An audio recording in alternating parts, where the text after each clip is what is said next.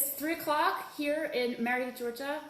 We're in the studio, and I have a little makeshift bench set up here at our brand new work table, so just bear with me, please. I wish I had a magic wand to make all of this chaos, confusion go away, but I don't. But I do have hammers, and metal, and bench blocks, and a studio space, and I hope to foster a bit of community and sharing and creation and inspiration while we all get through this difficult time. I would like to be as all-inclusive as possible during these maker sessions. I'm not sure what skill levels are out there. I'm not certain what tools folks have at home and what they have available to them. So I've chosen some projects that should be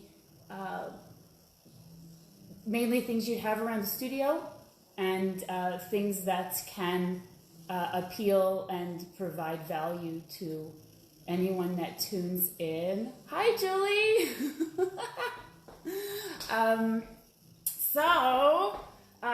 I think I'm going to cover just some basics to get started. What I'd like to work on today is these fabulous forged earrings. And it's a project that we start off with in class, and it's a great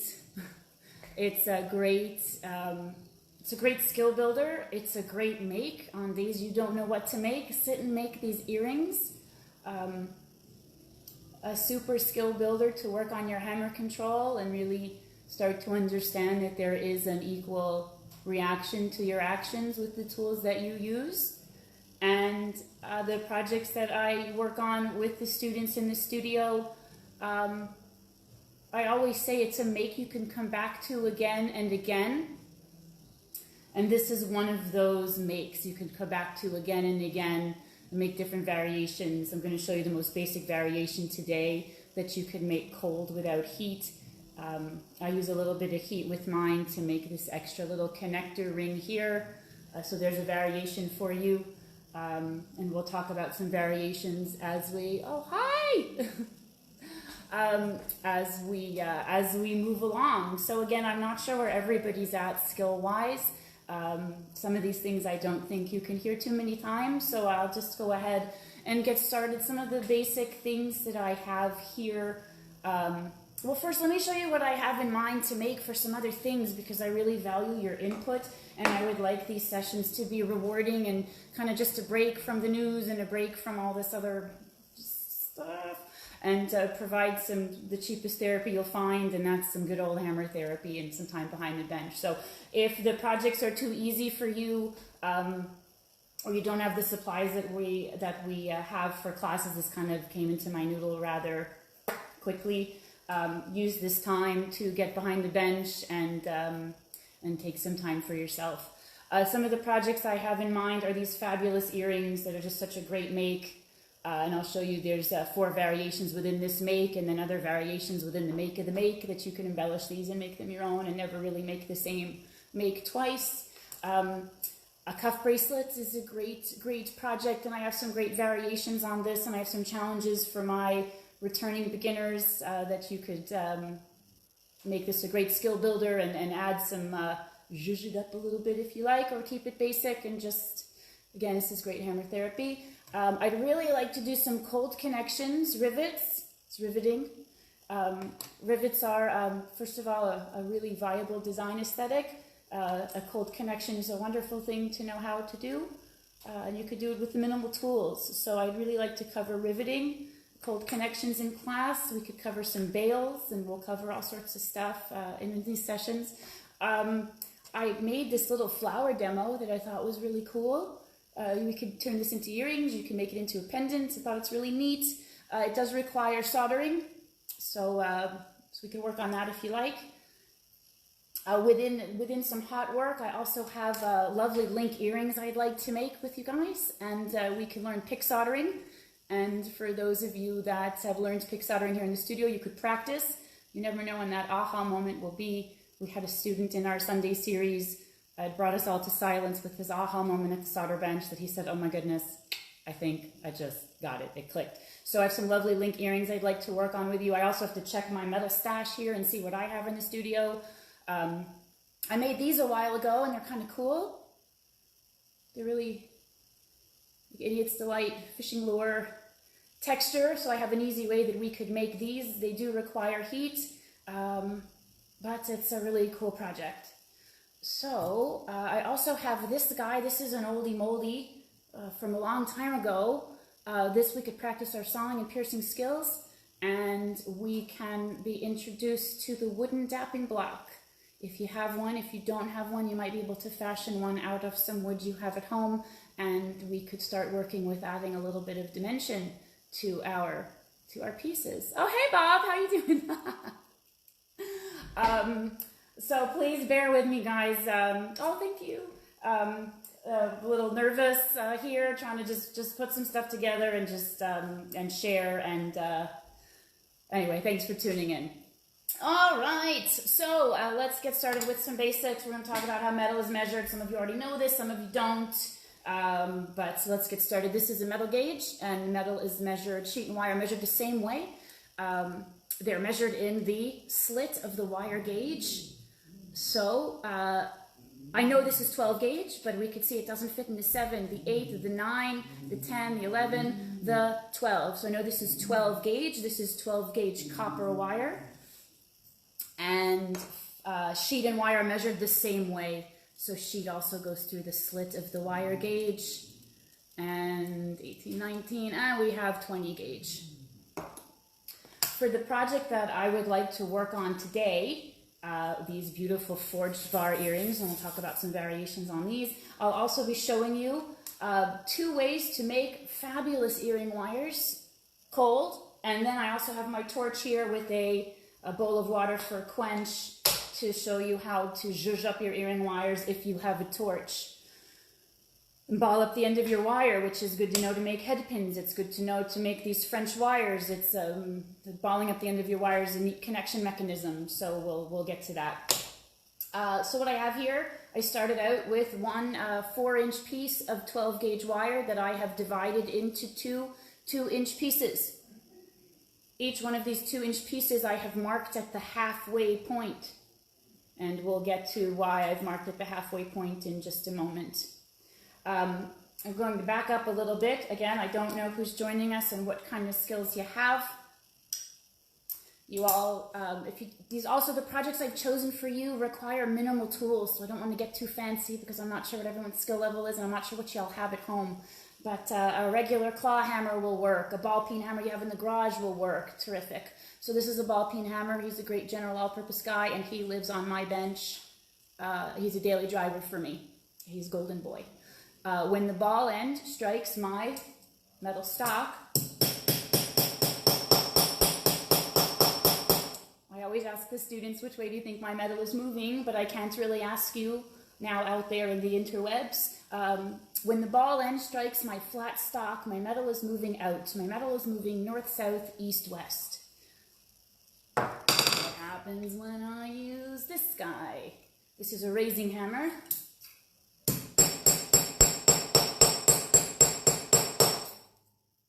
So you'll see my metal has moved. My metal has moved east-west or north-south or in 2 directions. My metal moves depending on the face of the hammer that strikes it. So the lesson here is metal on metal moves metal. And you'll learn that when we jump into our project. All right, so what happens if I need to form my material, but I don't want to mar or scar the surface? I will reach for a mallet. I prefer this weighted rawhide mallet. You could talk to 5 of us, and 5 of us have a different preference, but the reason we would all reach for this tool is the same. I'm looking for a non-marking, non-scarring tool to form my material, and we'll be using this guy today too. So,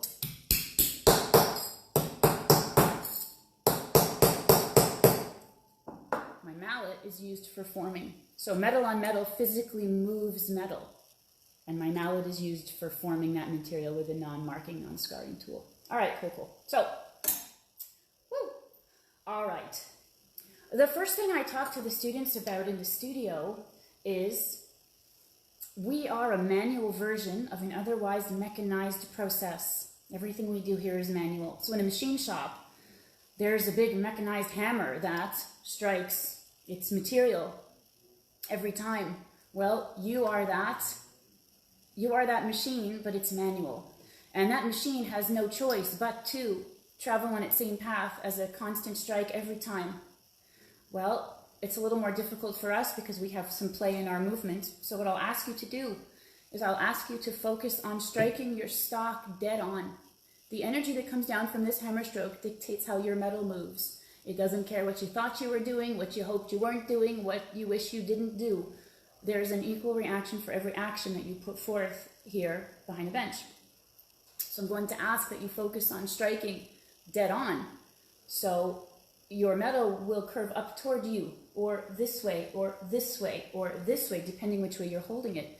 But if you're striking to the side, or you're striking without a mindful stroke, you strike like this, your metal will start to curve this way laterally. If you strike like this, your metal will start to curve this way laterally. That's a signal that you need to stop what you're doing and reassess your form. If you continue on, you'll get what you got. So I'd like you to focus on striking dead on so that your metal moves as you intend it to move. It is always better to be proactive in the studio than reactive and figure out how to fix something and go back.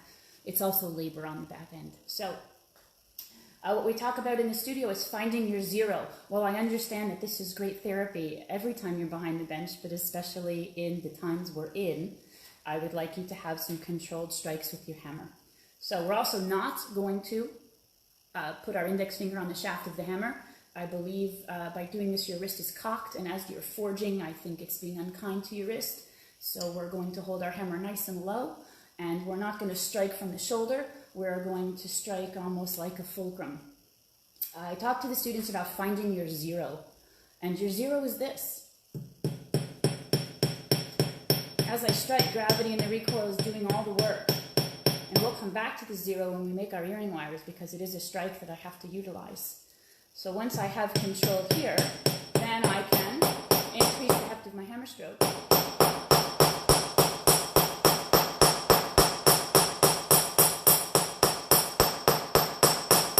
And my metal will move as I intended to move. All right, so back to our stock. The reason I have you, but I don't know if you could see this online. The students that have made these earrings, you know exactly where we're going. So the mark that I have marked here at the halfway point is your indication of when you turn your stock 90 degrees on your bench block. So let me go through that, and then I'll talk to you about some of the other variations on this project.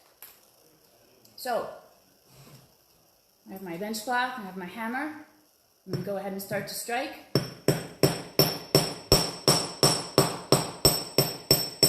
I ease up on my hammer stroke as I approach that midline.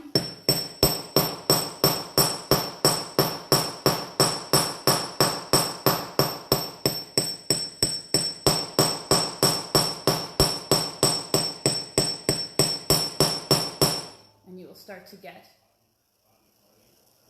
get this here.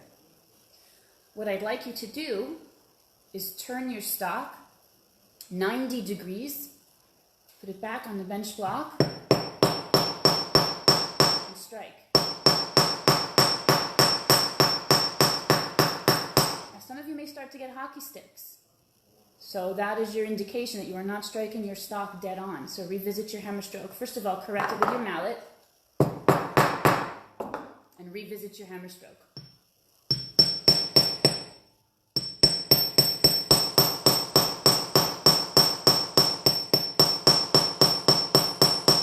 I don't know if you could see this out in the interwebs, but by turning your stock 90 degrees, we kind of get edges and sides that meld into one another. They're not quite like a Mobius strip, but that's kind of the eternity twist where each side melds into the next.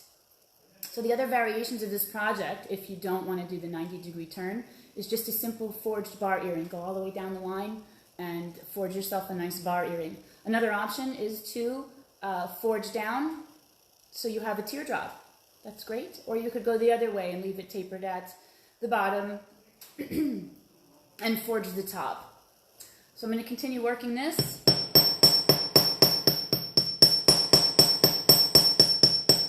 So for me, this is a really sleek line. We all want to know if we're getting better. So the way that you can measure your progress here is, are my lines clean? Is there a gradual transition from forging on one side with a nice splayed forged bottom going into a nice clean line at the top, and then flipping over to the other side? Is the transition clean? So that's a nice way for you to measure your progress and refine your skills.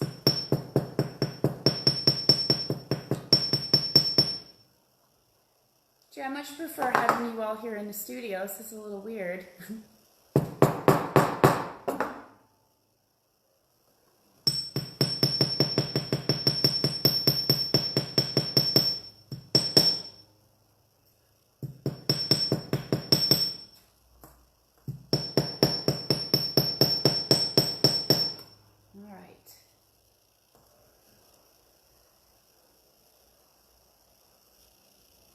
All right, amazing. So I have this guy here. I have my little forged guy. Hey, my little forged guy. And then I have my file here, and I have my bench pin. So you'll go ahead. For those of you that don't know, files cut in the forward direction.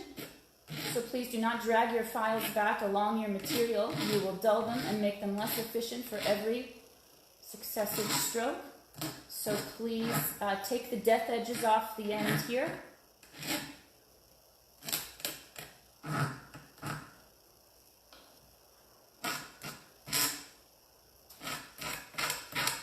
You can refine any lumps and bumps that may have happened with an errant hammer stroke here, so you could refine them and tidy them up.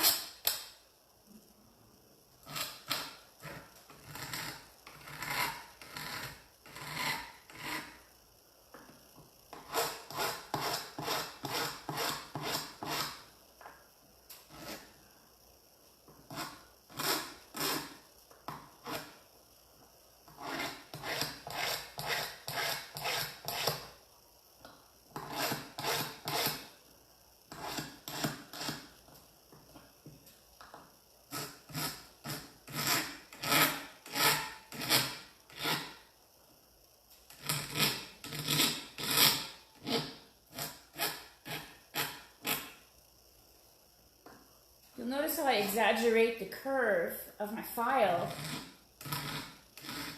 so that I don't end up filing, instead of one flat spot or one pointy spot, I'll now have two pointy spots. So I always exaggerate the curve of my file stroke to make sure that I don't do that. All right.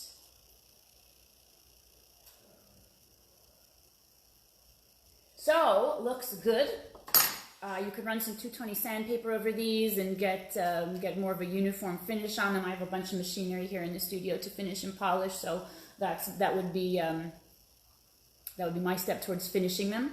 For those of you that we're going to go ahead and make a hole now to make our earring wires, and I happen to have an automatic center punch here, which does not require a hammer. But if you don't have an automatic fancy smancy center punch, I'm sure you have a nail in the garage, and I'm sure you have a hammer. So you could take that nail and strike it with your hammer. What the center punch does, anytime we drill, it's always best if that drill bit has a divot to ride in. Otherwise, the drill bit is more prone to skate on the surface of your metal and either break or scratch the surface of your material. So the divot gives the drill bit a spot to ride in. You're always going to want to use your center punch on the solid surface.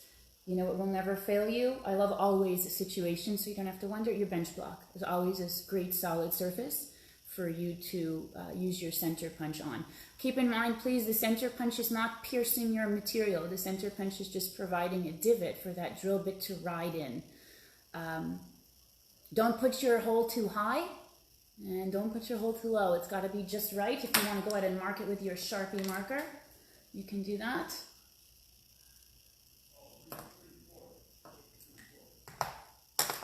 So there we go. All right, so I have a divot. Now I'm going to step away for just a moment and drill my hole, and I shall return. And you know I'm bringing my safety glasses with me.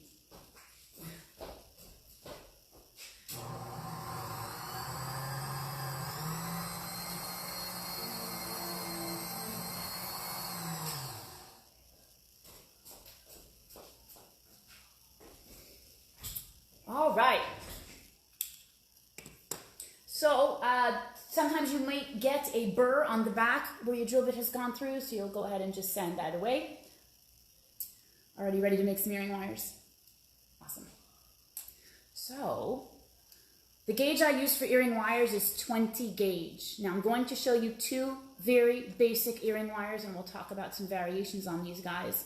And then I think I will fire up the torch, and I'll show you how to ball up the end of some sterling wire, and I'll show you how I make my French wires.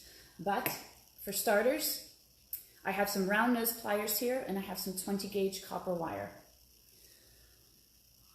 If you are making these in a production fashion, you can mark on your round nose pliers so that you have a uniform spot, point of reference to place your wire each time, so you'll have some consistency. All right. So the first part I'm making, well, here's the first earring wire that we're going to make. I don't know if you can see this. Can you see that? I have my phone, this is from my phone, I have my phone set up on a rig, that's set up on something else, and then that's attached to a bench pin that's attached to this wooden table here, so bear with us. I don't know if you could see that, but anyway, it's a really basic earring wire. So the first part we're going to make is this part, and this is the part that your hangly-dangly goes on. All right, so let's make that part. I'm take my pliers, I've placed my wire in the pliers, I'm just going to bend up. All right, so I have this shape.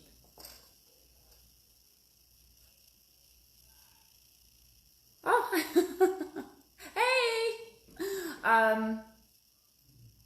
Yeah, all right, so I have this guy ready to go. Now, one of my favorite tools to form my earring wires on, we have formal mandrels. A mandrel, technically a mandrel is a big steel form, whether it's oval or round, or for bezels, or for rings, or for bracelets. But really, anything can be a mandrel. Anything you have, it could be your favorite Burt's Bees chapstick container. If that gives you the curve you like for your earring wires, super. I like to use Sharpie markers to make my earring wires. Make sure that if you're making pairs, that you place the wire for forming on the Sharpie at the same point each time. For me, my point of reference is right where my little loopy-doo ends. There's this here. All right, so now this part makes the part that hangs in your ear. I'm going to go ahead and trim it. Boop. And go ahead, I like to tip up the back of my earring wire so somebody could say, oh, miss, you might be losing your earring. I refuse to wear those rubber stoppers. I'm strangely stubborn. So now, voila, earring wire. So now let's attach my hangly-dangly. Well, first I have a question for you. And I know my students know the answer. What part of this earring wire is the most prone to become misshapen? It's the part that goes through your ear. So I like to take my earring wires and I like to work hard in the curve. So now we'll come back to that zero we spoke about. I don't want to smack the bejeepers out of these. I just want to gently.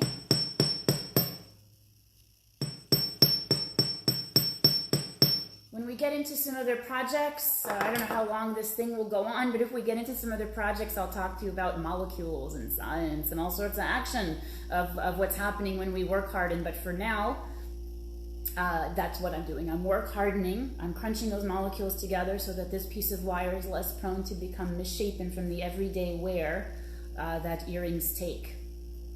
So let's go ahead and put our hangly dangly on. I'm going to go ahead and part this away. I'm going to go ahead and put my hangly dangly on. And go ahead and close this up. So the only thing about this earring wire that is not ideal is that it's not locked or sealed or closed. I mean, it's closed, but it's not locked. If you want, you could solder it. You could solder it closed. If you don't want to, you have an absolutely fine and dandy earring wire. If you would prefer for your earring to ride the other way, you could always turn this out, this away. And then when you make your matched guy, the other guy will go the other way. So this is a really quick and dirty basic earring wire. I have peers that make this style of earring wire for production, and it's a fine earring wire. Another variation of this guy is to make this in a circle form. And you can imagine that the hangly dangly loop either can come back up this way or could go out this way. So there's a lot of variations on this guy. He's a really good guy. He's a really good good basic earring wire. I'd rather you be making these than buying them.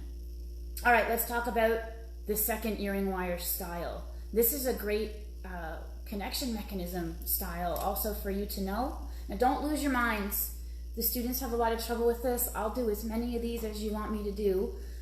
Don't make it more difficult than it is. It's worth the practice, because the good news is once you get it, you got it. But until then, it's going to be a little bit, but here we go.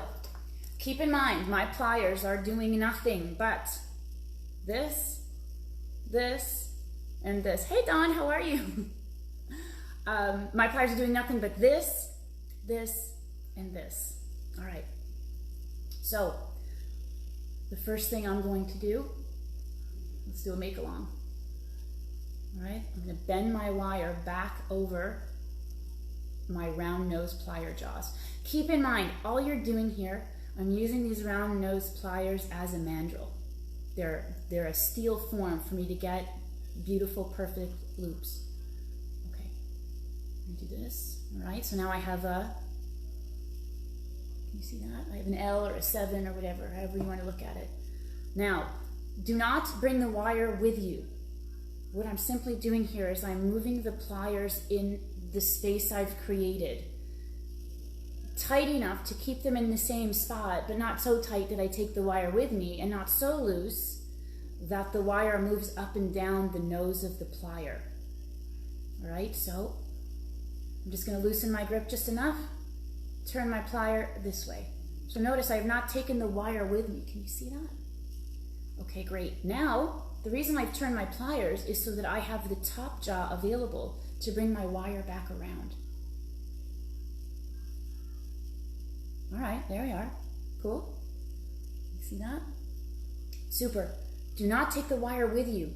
Loosen your pliers only enough to shift them back so they're parallel to your work table. What that does is that frees up this jaw to wrap this wire back around. All right, you good? You got it? Now just remove the pliers from the wire, and look what you have. You have this one-arm stick figure. Can you see him? So this is a great connection mechanism for other things, and the beauty of this mechanism is it closes and locks.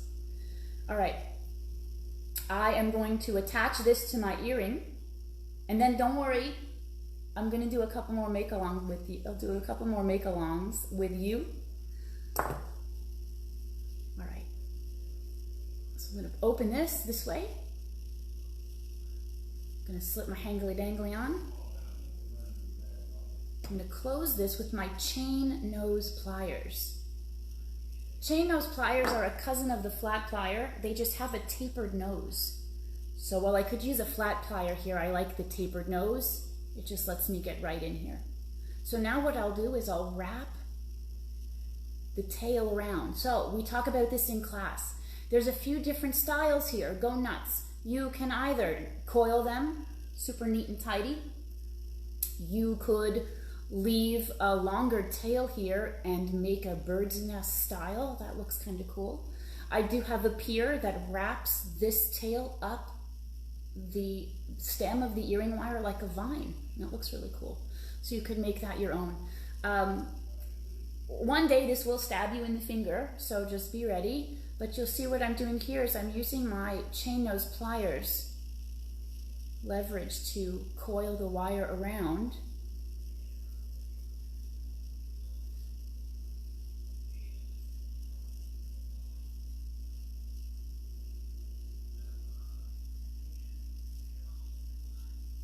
Now I should have left my tail longer because I prefer for the tail to terminate in the back of the earring wire. So you may ask, which is the front and which is the back? So for me, when you look at this mechanism, I prefer for the loop to be right under the body of the earring wire. So if you turn this around, you'll see that one side gives you that, and the other side, the loop is a little bit off to the side. When you look at two pieces side by side and one looks more thoughtfully crafted, it's little things like that that I think make a difference. That also, for me, dictates which way I make this part. That dictates which is the front and which is the back. So I'm going to go ahead and form my earring wire.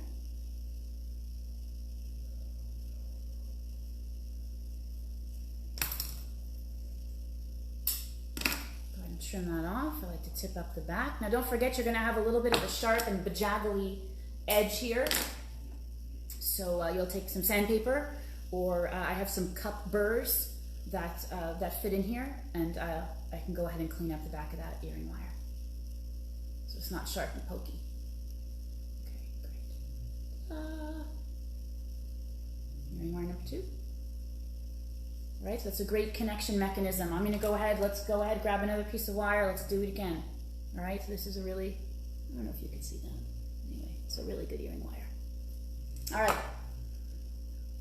let's go again.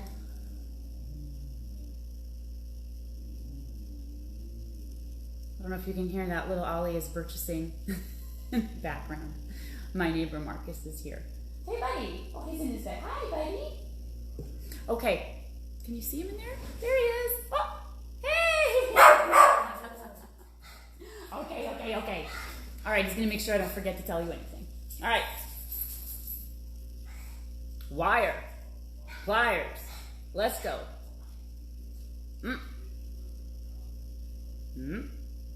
All right, so I've got that. If we're in focus here. All right, don't, oh, hi Daddy. My father's just logged on, hello. All right, so we've got our wire and our pliers here. Don't forget, do not bring the wire with you. Go ahead and keep a tight enough grip on the pliers so that it stays in the curve you've made here. And just go ahead and tip them up so they're now perpendicular to your workbench. All right, by doing that, I have freed up the top jaw of the plier as my forming mandrel. Go ahead and bring this back over. All right, so I have this. Do not take the wire with you. Go ahead and keep a tight enough grip that you can move the pliers so they are, once again, parallel to your workbench. And what that does is it frees up this jaw to complete our loop. This should be a nice and tidy mechanism.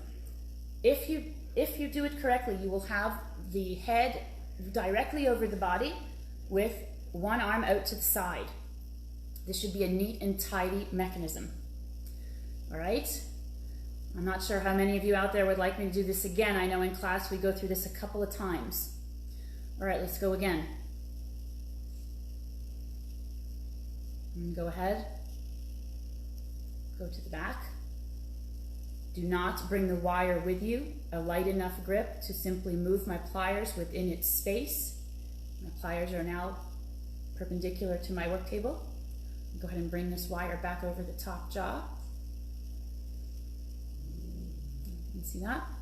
And go ahead and keep a tight enough grip simply to keep them in space. Move them so your pliers are parallel to the work table. And bring that wire back around. All right. Since I can't tell how many of you are out there that would like me to do this again or not do this again, I don't know if you want me to do another one. Anybody? You got it? All right, so we've talked about 2 earring wires. For those of you that have a torch at home, let me show you how to ball up the end of your wire. Show you how to zhuzh it up a little bit.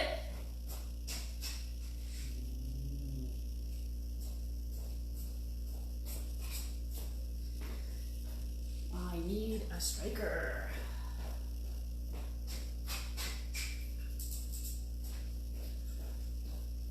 All right.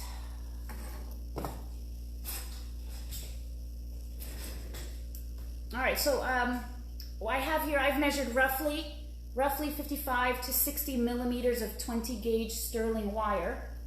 And I have some cross-lock tweezers here to hold my material. I have my, ideally I would be at my bench, but I'm not. So I have my little quench bucket here. I've got my tank off to the right. And fire it up. All right, so when we do some more hot work, we'll talk about the anatomy of the flame, which I go over in detail in the studio when we're in classes and we learn about soldering, which I would like to cover with you guys. What I'll do is I'll do some general heating with the torch, and then to ball up my wire, I will aim the hot point where I want my wire to ball up to. Too much heat and the ball will break off. So, boop, ta-da. All right, so I've balled up the end of my wire here. And I have no paper towels. Okay. So now what I can do is I can make that same French wire. Well, first of all, for those of you that do any beading work, I've now made a head pin. For those of you that want to connect hinges together, you know what a hinge is. The hinge, it's a knuckle mechanism. I have this piece, 2 pieces of tubing here, and a piece of tubing here, and I have to put something through all 3 pieces to connect them and make the knuckle hinge movement. So this is a great way to do it. It's like I ball up my wire, and that serves as my inner core to make my hinge move. But this is often how I make my French wires for earrings. So you could leave your ball like so. The thing with sterling silver is the copper in it, if you take your heat away too quickly, your ball will wrinkle. So take your heat away slowly so that your metal can cool as smoothly as possible, and you'll have smooth balls. If you'd like, you could take the hammer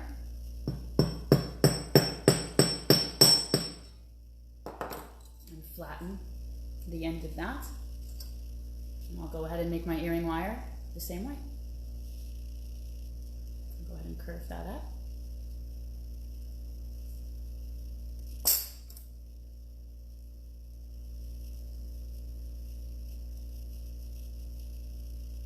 There we go. And there we go.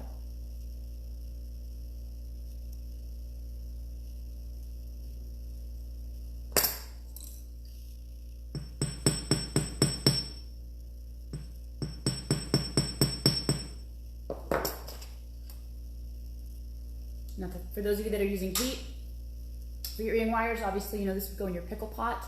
And then after that, you take your soft brass bristle brush to it, and I work harden the curve of the earring wire. My tumbler is always going in here. I have several tumblers with different media in them, but my finished jewelry, or mostly before it's finished, I'll come back to that. Don't put pieces with stones in the tumbler.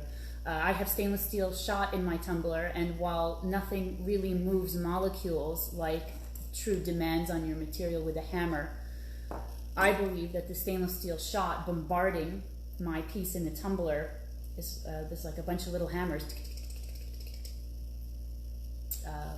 work hardening my piece. But what I will tell you is I also believe that the stainless steel shot only work hardens about 30% of the surface of your material. So nothing really work hardens your piece like hammering and moving molecules in that way. But all of my earring wires go into the tumbler so that I can work harden them as best I can. So there's your other variation of another earring wire. All right. I kind of just wanted to get this thing going today. It just popped into my noodle kind of at the last minute. So that's just a quick and dirty project for some earrings. Some other things I'd like to work on with you in the Sunday series. And please, I welcome your suggestions of what you're inspired to learn. But again, I know I said this before, I'm not sure what everybody's skill level is, and I would really rather be inclusive than exclusive. So if there's things you'd specifically like to learn, let me know. Again, I'd like to do a cuff bracelet for folks. I would like to do a jeweler saw pierced project where we do some layers. And in this pierced project, we'll learn how to do a bail, and we'll learn riveting and cold connections. So we'll try and think of some variations on this guy for pendants or earrings. I did find some DevCon 2-part epoxy in the studio. So I know a lot of my students are very interested in learning resin. So how about some of that? That might be cool. I have some DevCon 2-part. I hope it's still good. It hasn't been opened yet. I hope it's still good. But DevCon 2-part epoxy you can get at Home Depot. And with that, we could use chalk pastels or old eyeshadows or a variation of anything powdered to make our own colors. So that should be fun, a nice way to add color to metal. I have some other pendants here that I'll probably break out in some other sessions. So I thought resin might be fun, either opaque or translucent. So that could be cool. What else? I think I'd like to make these guys because I think they're fun. They catch the light. So these are fun. I'll show you a different way to make these than the way I've made them that I think will be easier for you as an easier solder job. So I'd like to make these with you if you'd like. I also have to see what material I have in the studio. The cuff bracelet I think is a great project if you have some 20 gauge sheet. If you have in your metal bag 20 gauge sheet, this is a 1x6 piece of 20 gauge brass. This will be great for cuff bracelets. This will be great for pendants. It'll be great for earrings. It'll be great for a lot of things. I'm also trying to see, I have something soaking in my ferric chloride right now to see if we might be able to do acid etching. If my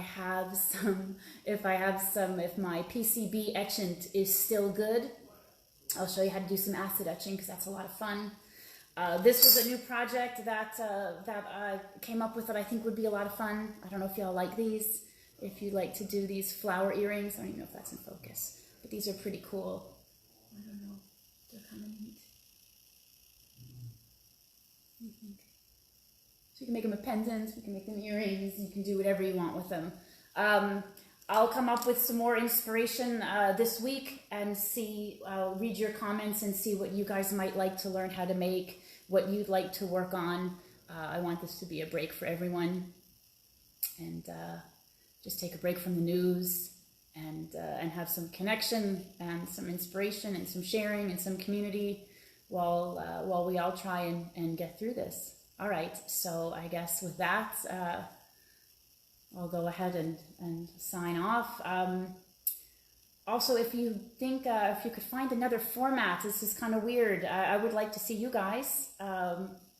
So I thought about Zoom or I thought about some other options, but I don't know technology-wise what everyone has access to or what everyone is interested in installing or setting up. I thought Facebook would be the most widely available outlet for our time together. So I hope you find it of value. Please fill in the comments. Any comments, please be kind. Hi, Frankie. Hi, Ladana. How are you? Hey, Ron. All my friends. So anyway, I hope you all are staying sane amidst the chaos, and at least we could have some productive therapy and make wonderful shiny things. So hugs to you all. keep calm and hammer on. And please fill in the comments or email me or reach out directly with things you might like to learn how to do, might like to learn how to make. I'd love to cover stone setting. I'd love to cover just as many things as I can with you. But again, as I've mentioned, I'd like to keep it simple for starters, of things that most people will have at home and most people will have access to. So I think next week, I think we're going to do the cuff bracelet, where it's minimal tools and minimal skills. And those of you that want to zhuzh it up a little bit, if it's a little too basic for you, talk to me offline if you like. You know, you can put a stone on it. We can do a bunch of stuff to it. And then I think the week after, let's do some riveting. That's cold connections are really cool. Well, all right, everyone. Oh, stone setting? Okay. Hi, Robin. How are you? All right, stone setting. Yeah, you got it. Stone setting, and that will be a nice soldering lesson too for everyone. So maybe we'll do a, you know, how about some sweat soldering? Anyone? Sweat soldering? Piercing with a saw, sweat soldering? I've got a great earring project we could work on. So yeah, maybe some stackable rings. Let me know. Oh, a heart. Yay. Okay. Well, all right, guys. I don't want to yammer on and on and on. So, thanks for tuning in. I appreciate it. And the feedback is great so that we can make these sessions wonderful and a break for everyone. All right. I love you all. Hi there. Okay. All right. Mwah.